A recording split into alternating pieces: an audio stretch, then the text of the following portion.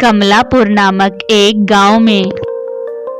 भाई साहब, पूरे 36 के 36 गुड़ मिल रहे हैं, आपके बेटवा के और हमारी बिटिया के। सही कहा ना पंडित जी? सत्य कहा यजमान। गुड़ के साथ साथ विवाह का योग भी बहुत ही शुभ मुहूर्त में बन रहा है। पंडित जी, गुड़ों का क्या, वो तो मिल ही जाएंगे। पहले ये बताओ, दान दहेज कितना दे रहे हो? हमारा लड़का सरकारी नौकरी वाला है, कार से तो कम क्या ही दोगे आप? आखिरकार कुछ देर बहसबाजी के बाद रिश्ते वाले खाली हाथ लौट जाते हैं। यहाँ है हरखूराम, इनका इकलौता बेटा, गांव में सरकारी नौकरी करने वाला अकेला लड़का है, जिस कारण हरखू के घर आए दिन कोई न कोई रिश्ता लेकर आ ही जाता था। परंतु हरखूराम सबको मना कर देते थे। एक दिन गांव के प्रधान जी, अरे ओ हरखू, कल तुम्हारे घर अच्छा खासा रिश्ता भेजा था, कुछ बात बनी भला? अरे प्रधान जी, कहाँ बनी बात?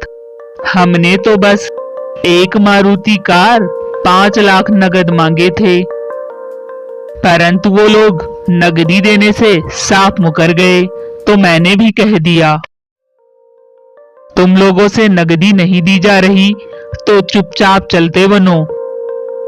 अरे ओ हरखू, तेरा बेटा बस बैंक में कैशियर है, बिजनेसमैन नहीं।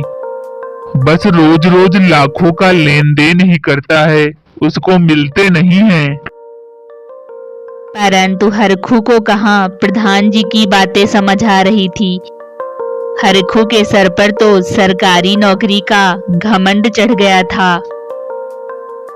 आखिरकार एक बड़े घर की बेटी से कैशियर बाबू का रिश्ता पक्का हो ही जाता है। वो रानी घर आ चुकी थी। सुबह सुबह, सासू मॉम, नाश्ते में मुझे बर्गर विथ एक्स्ट्रा चीज एंड एक ऑरेंज जूस चाहिए।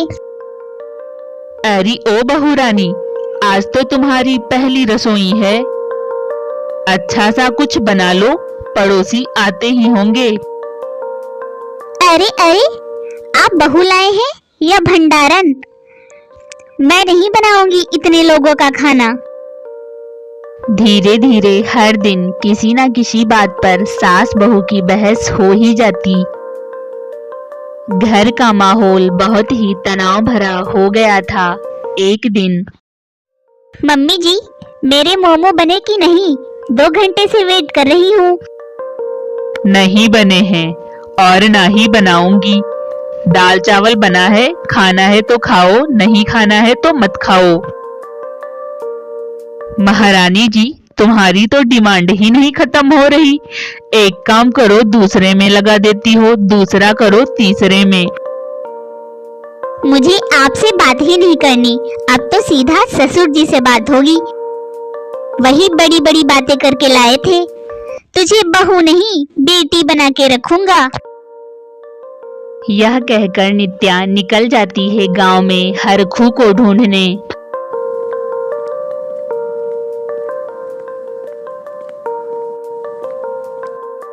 अरे ओ हरखुआ, मुझे लगता है तुम्हारी बहू आ रही है इधर। आप भी कमाल कर रहे हैं प्रधान जी, हमारी बहू गांव में यहाँ वहाँ थोड़ी घूमेगी। तभी, अरे ओ पापा जी, घर चलकर अपनी बीबी को समझा दीजिए। जब देखो तब काम का रोना रोती रहती है। आपको पता है ना, मुझे मॉड्यूलर किचन में ही खाना बनाना आता है, चूल्हे पे नहीं। किचन का अता पता कहीं है नहीं और नखरे हैं बड़े बड़े। हरखू अपनी बेइज्जती होता देख नित्या को समझाना शुरू कर देता है, परंतु नित्या तो नित्या थी।